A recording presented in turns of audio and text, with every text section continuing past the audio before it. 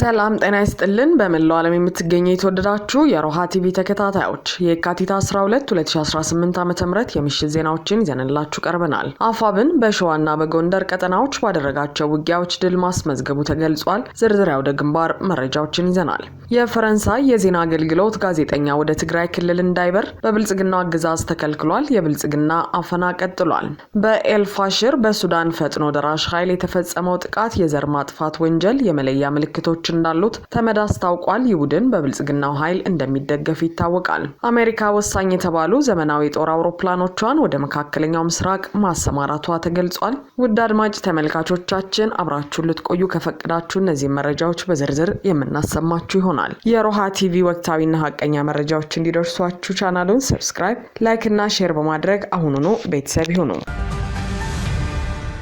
አፋብን በሸዋና በጎንደር ቀጠናዎች ባደረጋቸው ውጊያዎች ድል ማስመዝገቡ ተገለጸ። የአማራ ፋኖ ብሔራዊ ንቅናቄ ሸዋ ጠቅላይ ግዛት እዝ በአገዛዙ ኃይሎች ላይ የተቀናጀ ጥቃት መፈጸሙን አጠናክሮ የቀጠለ ሲሆን በዛሬው ዕለት አጼ አምደ ጽዮን ኮር አካል የሆነው አጼ ዳዊት ክፍለ ጦር በመራቤቴ አውራጃ ሬማ ከተማ መሽጎ በሚገኘው የብልጽግናው ሰራዊት ላይ ወታደራዊ ኢላማ በማድረግ በከበባ ጥቃት ማድረሱን ክፍለ ጦሩ በላከው የግንባር መረጃው አስታውቋል። የአገዛዙ ጦር ከንጋቱ 12 ሰዓት ላይ መነሻውን ከሬማ ከተማ በማድረግ ወደ መጂት ቀበሌ ተንቀሳቀሰ ሲሆን ልዩ ቦታው ቻይና ካምፕ በተባለ ስፍራ ላይ የአጼ ዳዊት ክፍለ ጦር አካል የሆኑት በአስማረ ዳኜ አንደኛ ሻለቃና በቀስት ንህብ ሶስተኛ ሻለቃ በተደረገበት ከበባ ለጊዜው ቁጥራቸው በውል የማይታወቁ የአገዛዙ ሰራዊት ሙትና ቁስለኛ መሆኑን ክፍለ ጦሩ ገልጿል። የክፍለ ጦሩ ሻለቃዎች በሰሩት አስደማሚ የቅንጅት ኦፕሬሽን የብልጽግና ወታደር በውጊያ ወቅት የመፍረስ አደጋ ገጥሞት በመበታተኑ ከፍተኛ የዙ 23 ድብደባ ሽፋን በመስጠት ሙትና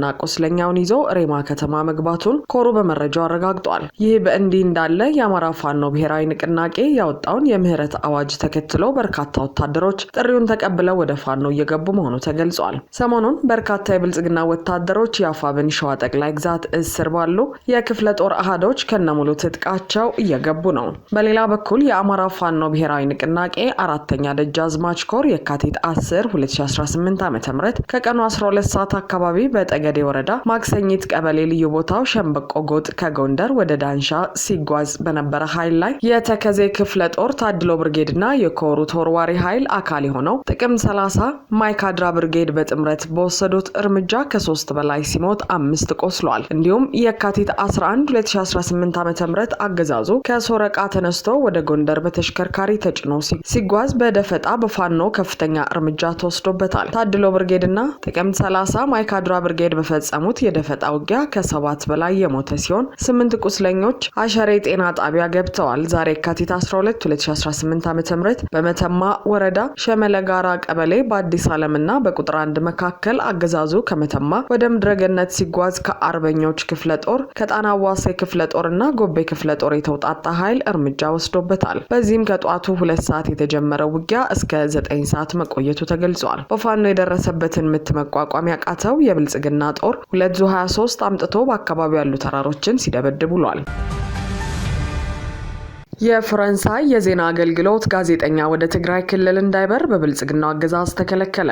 የዜና አገልግሎቱ በአዲስ አበባ መቀመጫውን ያደረገና ህጋዊ ፍቃድ ያለው የኤኤፍፒ ዘጋቢ ወደ ትግራይ ክልል ሽሬ ከተማ ለመብረር ሲሞክር የኢትዮጵያ የውጭ ጉዳይ ሚኒስትር ፈቃድ የለህም በሚል ምክንያት ከአየር መንገድ እንዲመለስ ተደርጓል ብሏል። አክሎም የአዲስ አበባ አውሮፕላን ማረፊያ የደህንነት ሰራተኛ ምንም አይነት ማስረጃ ሳያቀርብ ይህ ዛሬ ወይም ትናንት ስራ ላይ የዋለ አዲስ መመሪያ ነው ማለቱን ገልጿል። የፈረንሳይ የዜና አገልግሎት ኢትዮጵያ ተቋሚ ድምጾችን በማፈን በመብት ተሟጋቾች ዘንድ በተደጋጋሚ የምትወቀስ መሆኑን በመግለጽ ባለፉት ጥቂት ወራትም በርካታ ጋዜጠኞች ለእስር ተዳርገዋል አሊያም የስራ ፈቃዳቸው እንዲሰረዝ ተደርጓል ብሏል። ባለፈው ሳምንት የኢትዮጵያ ለሱዳን ፈጥኖ ደራሽ ኃይሎች ገንብታለች ሲል ሮይተርስ ዘገባ ማውጣቱን ተከትሎ የ3 የድርጅቱ ጋዜጠኞች የስራ ፈቃድ አለመታደሱ ይታወሳል ብሏል ዘገባው። የድንበር የለሽ ጋዜጠኞች ቡድን ባወጣው መግለጫ የኤኤፍፒ ጋዜጠኛ ከጉዞ መታገዱ ህጋዊ እውቅና ባለው ጋዜጠኛ ላይ የተፈጸመ መረጃ የማግኘት መብት ጥሰት መሆኑን ገልጿል። ድርጅቱ ይህ ድርጊት በኢትዮጵያ ውስጥ በዓለም አቀፍ መገናኛ ብዙሃን ላይ የሚጣለው ገደብ እየተባባሰ ስለመምጣቱ ሌላኛው ማሳያ ነው ብሏል። የድንበር የለሽ ጋዜጠኞች ቡድን ይፋ ባደረገው ዓመታዊ የፕሬስ ነጻነት መረጃ ጠቋሚ ሪፖርት ኢትዮጵያን ከ180 ሀገራት መካከል 145ኛ ደረጃ ላይ ያስቀመጣት ሲሆን በአሁኑ ወቅት 5 ጋዜጠኞች በእስር ላይ እንደሚገኙም ገልጿል። የኤኤፍፒው ዘጋቢ ወደ ትግራይ ክልል እንዳይበር የተከለከለው በክልሉና በአገዛዙ ኃይል መካከል ውጥረት ለወራት እየተባባሰ ባለበት ወቅት ነው። በቅርቡ ለጀርመኑ ዜና ወኪል ዶቼ ቬለ የሚሰሩ 2 የሀገር ውስጥ ጋዜጠኞች የስራ ፈቃዳቸው በዘላቂነት መታገዱ የሚታወስ ሲሆን የቢቢሲ ዘጋቢዎችም የስራ ፈቃዳቸው ሳይታደስ መቅረቱ የኢትዮጵያን የሚዲያ ምህዳር ይበልጥ አሳሳቢ አድርጎታል ተብሏል። በኤልፋሽር በሱዳን ፈጥኖ ደራሽ ኃይል የተፈጸመው ጥቃት የዘር ማጥፋት ወንጀል የመለያ ምልክቶች እንዳሉት ተመድ አስታወቀ። በተባበሩት መንግስታት የሚደገፈው ገለልተኛ የባለሙያዎች ቡድን ባወጣው ሪፖርት በሱዳን ኤልፋሽር ከተማና አካባቢ በሚገኙ አረብ ባልሆኑ የማህበረሰብ ክፍሎች ላይ አርኤስኤፍ የተቀናጀ የጥቃት ዘመቻ ማካሄዱን አስታውቋል። የዚህ ጥቃት መለያ ባህሪያትም ድርጊቱ የዘር ማጥፋት ወንጀል መሆኑን ያመለክታሉ። ኤልፋሽር በሱዳን ምዕራባዊ ግዛት ዳርፉር ውስጥ ባለፈው ዓመት ጥቅምት መጨረሻ ላይ በፈጥኖ ደራሽ ድጋፍ ሰጪ ኃይሉ ቁጥጥር ስር እስክትውል ድረስ የሱዳን ጦር የመጨረሻው ጠንካራ ምሽግ ነበረች። ሁለቱ ወገኖች እንደ አውሮፓውያን አቆጣጠር ከሚያዝያ 2023 ጀምሮ አስከፊ እርስ በርስ ጦርነት ውስጥ ይገኛሉ።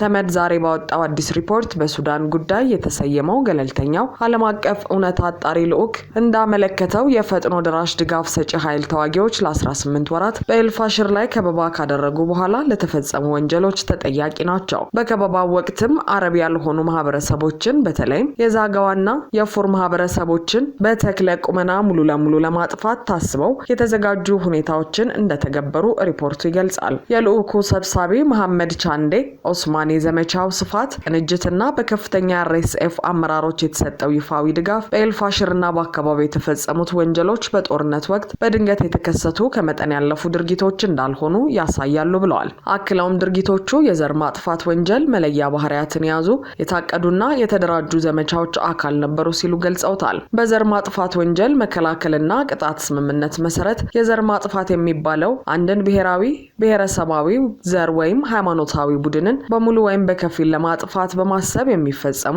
ተከታዮቹን ድርጊቶች ያጠቃልላል። የቡድኑን አባላት መግደል፣ በአባላቱ ላይ ከፍተኛ አካል ወይም የአእምሮ ጉዳት ማድረስ፣ ቡድኑ በአካል እንዲጠፋ ሆን ተብሎ የታቀዱ ሁኔታዎችን መፍጠር፣ በቡድኑ ውስጥ ልደት እንዳይኖር የታለሙ እርምጃዎችን መውሰድ እንዲሁም የቡድኑን ልጆች በኃይል ወደ ሌላ ቡድን ማዘዋወር ናቸው። ይህን የዘር ማጥፋት ድርጊት የፈጸመው በሐምዳን ዳጋሎ የሚመራው የፈጥኖ ድራሽ ኃይል ሙሉ በሙሉ የሚደገፈው በተባበሩት አረብ ኤምሬቶችና በአብይ አህመድ መንግስት መሆኑ ይታወቃል። ብልጽግናም በቅርቡም ለዚህ ቡድን በቤንሻንጉል ጉሙዝ ክልል የጦር ቤዝ እንዳቋቋመና ኢትዮጵያ ወታደሮችን እንደመለመለ ሮይተርስ ምንጮቹን ዋቢ አድርገው ዘግቦ ነበር። አሜሪካ ወሳኝ የተባሉ ዘመናዊ የጦር አውሮፕላኖቿን ወደ መካከለኛው ምስራቅ ማሰማራቷ ተገለጸ። አሜሪካ ከኢራን ጋር በሁለት ዙር ያካሄደቻቸው ድርድሮች ተጨባጭ ውጤት ባላስገኙበት በአሁኑ ጊዜ በቀጣይ ቀናት ወታደራዊ እርምጃ ልትወስድ ትችላለች የሚል ስጋት አይሏል። ዋይት ሀውስ ዛሬ እንዳስታወቀው ኢራን በአስቸኳይ ከስምምነት ላይ የማትደርስ ከሆነ ቴህራን ላይ ሊወሰዱ የሚችሉ ወታደራዊ አማራጮች ለፕሬዝዳንት ትራምፕ ቀርቦላቸው ውይይት ተደርጓል። ይህም በቀጣይ ጥቂት ቀናት ውስጥ ለውጦች ሊኖሩ እንደሚችሉ አመልክቷል። አሜሪካ እየዛተችበት ላለው ወታደራዊ እርምጃ ዝግጅት ለማድረግ ባለፉት ጥቂት ሳምንታት ወደ መካከለኛው ምስራቅ ግዙፍ አውሮፕላን ተሸካሚና ሌሎች የጦር መርከቦችን አሰማርታለች። በተጨማሪም ሰሞኑን የቢቢሲ የመረጃ ማጣሪያ ቡድን ቢቢሲ ቬሪፋይ ወሳኝ የተባሉ የአሜሪካ ወታደራዊ ጀቶች ወደ ባህረ ሰላጤው አካባቢ ሲያመሩ የሚያሳዩ መረጃዎችን መርምሮ ለማረጋገጥ ችሏል። እነዚህ የጦር አውሮፕላኖችን በተመለከተ በጄንሲ የመረጃ ተቋም የአውሮፕላን በረራ ዘርፍ ተንታኝ የሆኑት ሳም ዋይዝ ስለ አውሮፕላኖቹ ምንነት ለቢቢሲ አስረድተዋል። በዚህም መሰረት አሜሪካ ወደ ፋርስ ባህረ ሰላጤ ላከቻቸው የጦር አውሮፕላኖች ኤፍ-35 ስቲልዝ የተባሉት ተዋጊ ጀቶች በከፍተኛ ሁኔታ ጥበቃ የሚደረግላቸው ኢላማዎችን ለመምታት የሚውሉ አውሮፕላኖች እንዲሁም ኤፍ-22 እጅግ ዘመናዊ የውጊያ ጀቶች ሲሆኑ ጥቃት የመፈጸም ጥምር ብቃት ያላቸው ናቸው። እነዚህ የጦር ጀቶች በጣም ከፍተኛ ጠቀሜታና ብቃት ስላላቸው ከዚህ በፊት በአብዛኛው በአብዛኛው ወደ መካከለኛው ምስራቅ ተልከው አያውቁም። በተጨማሪም ኬሲ 135 እና ኬሲ 46 እነዚህ ደግሞ ነዳጅ ጫኝ አውሮፕላኖች ሲሆኑ ረጅም ርቀት ተጉዘው ጥቃት የሚፈጽሙ የጦር ጀቶችን አየር ላይ ሳሉ ነዳጅ የሚሞሉ ወሳኝ ድጋፍ ሰጪ አውሮፕላኖች ናቸው። ቀድሞንም በአካባቢው ተሰማርተው የነበረ ቢሆንም አሁን ግን ቁጥራቸው በከፍተኛ ሁኔታ ጨምሯል። ኢ3 ይህ የማዘዣና የቅኝት አውሮፕላን ሲሆን አሜሪካ የምታካሄዳቸውን መጠነ ሰፊ አየር ጥቃት ዘመቻዎች ለመምራትና ለመቆጣጠር የሚያስችል ነው። ተንታኙ ወደ ፋርስ ባህረ ሰላጤ የተሰማሩ አውሮፕላኖችን በመመልከት እንደገለጹት ይህ ስምሪት ቀላል የሚባል አይደለም። የአውሮፕላኖቹ ብቃት ትልቅ የአየር ኃይል ዘመቻ ሊካሄድ እንደሆነ በግልጽ የሚያመለክት ነው ሲሉ ለቢቢሲ ቬሪፋይ ተናግረዋል። አድማጭ ተመልካቾቻችን የሰዓቱ የሮሃ ቲቪ ዜናዎች የተከታተላችኋቸውን ይመስሉ ነበር። አብራችሁን ስለነበራችሁ ከልብ እናመሰግናለን። ሰላም።